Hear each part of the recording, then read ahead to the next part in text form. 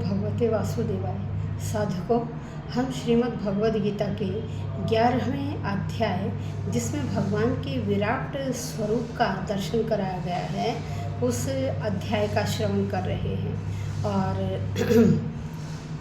देवता लोग भी, जिन्हें दिव्य दृष्टि प्रदान की गई है, वो सब देख रहे हैं। सामान्य व्यक्ति भी, जिन्हें ऋषियों द्वारा दिव्य दृष्टियाँ दी गई हैं, और अर्जुन भी देख रहा है, जिसे भगवान कृष्ण के द्वारा दिव्य दृष्टि प्रदान की गई है। और भगवान के उस विराट स्वरूप को देखकर देवता भी भयभीत हो रहे हैं।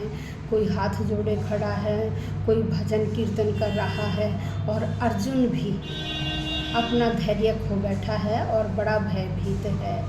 अभी आज भी हमें इसी अध्याय का श्रवण कर रहे हैं, और श्लोक संख्या 33 तक हम श्रवण कर चुके हैं, जिसमें भगवान अब अर्जुन को कह रहे हैं कि हे अर्जुन, उठो, युद्ध करो, इस मोह माया को छोड़ दो।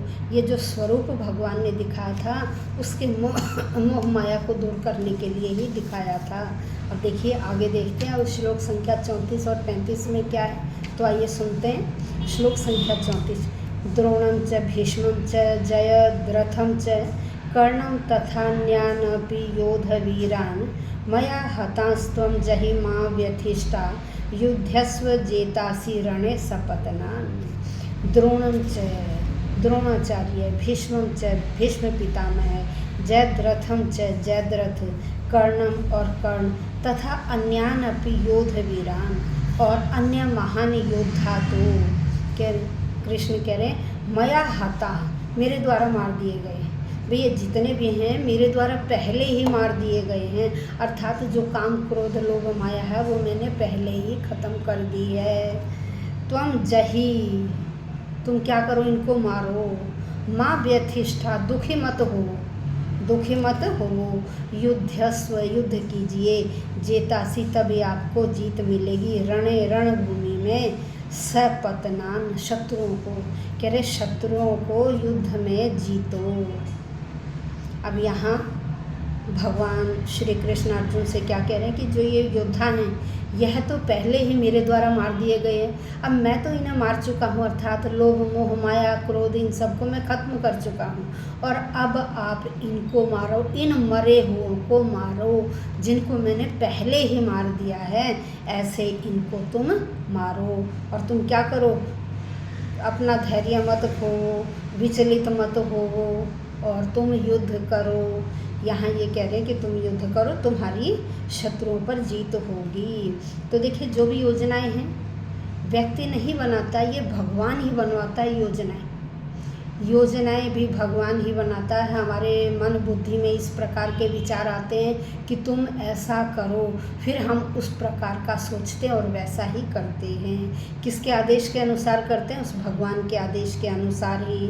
बिना भगवान के आदेश के अनुसार हम कुछ नहीं कर सकते।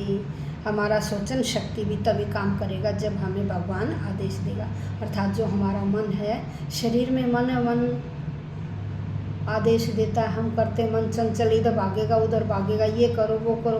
मन बुद्धि चित्त, इन तीनों में विचार उठते हैं कि ऐसे करना चाहिए, ऐसे नहीं करना चाहिए।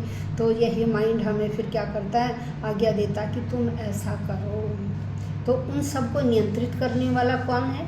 वो भगवान है, वो परम शक्ति है, ब्रह्म शक्ति है, जिसके अधीन हम सब चलते हैं। अब आइए श्लोक संख्या 35। एतत् श्रुत्वा वचनम केशवस्य। अब देखिए, इससे पहले श्लोक संख्या 34 में भगवान अर्जुन को बता रहे हैं। अब यहाँ क्या है, संजय, भाई संजय को भी दिव्य दृष्टि प्रदान की थी ऋषि मुनियों ने, तो वह भी वहाँ का सारा दृश्य किसको बता रहे हैं? राजा धृतराष्ट्र को बता रहे हैं। अब यहाँ संजय क्या बोल रहे हैं? संजय उवाच। अब संजय किसको बता रहे हैं? धृतराष्ट्र को।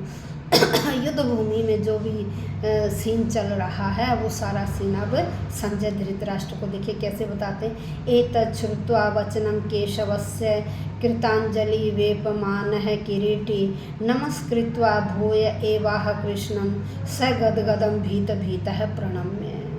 संजय उवाच, संजय बोले, एतत् श्रुत्वा, यह सुनकर, वचनम, इन वचनों को, केशवस्य, केशव के, कृष्ण के इन वचनों को सुनकर, किरीटी, यहाँ किरीटी अर्जुन के लिए आया है। अर्जुन को किरीटी कहा गया है।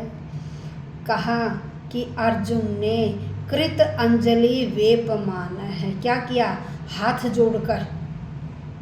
हाथ जोड़कर कांपते हुए नमस्कृत्वा नमस्कार करके भूया फिर से एवाह कृष्णम ऐसा कहा सगदगदम अवरुद्ध हुई आवाज से भीत है डरे डरे से प्रणम्य प्रणाम करके। भाई आवाज़ डर गई, आवाज़ भी क्या, शरीर भी कांपने लग गया, आवाज़ भी डर गई। तो कांपते हुए शरीर वाले अवरुद्ध, जिनका गला अवरुद्ध हो गया, ऐसी आवाज़ से हाथ जोड़कर बार बार नमस्कार करते हुए अर्जुन बोले। किसको बोले? श्री कृष्ण को बोले। अब यहाँ संजय ने धृतराष्ट्र से कहा कि हे राजा, भगवान के श्री कृष्ण के मुखों से उन वचनों को सुनकर कांपता हुआ अर्जुन हाथ जोड़कर बार बार उन्हें नमस्कार कर रहा है। फिर उसने भयभीत होते हुए रूंधे हुए गले से जो आवाज़ निकाली, उस स्वर में श्री कृष्ण से फिर ऐसा कहा। तो आज हमने श्लोक संख्या 34 और 35 का श्रवण किया। तो देखिए, विराट स्वरूप का दर्शन कर रहे हैं और श्रवण कर रहे हैं तो बहुत आनंद आ रहा है।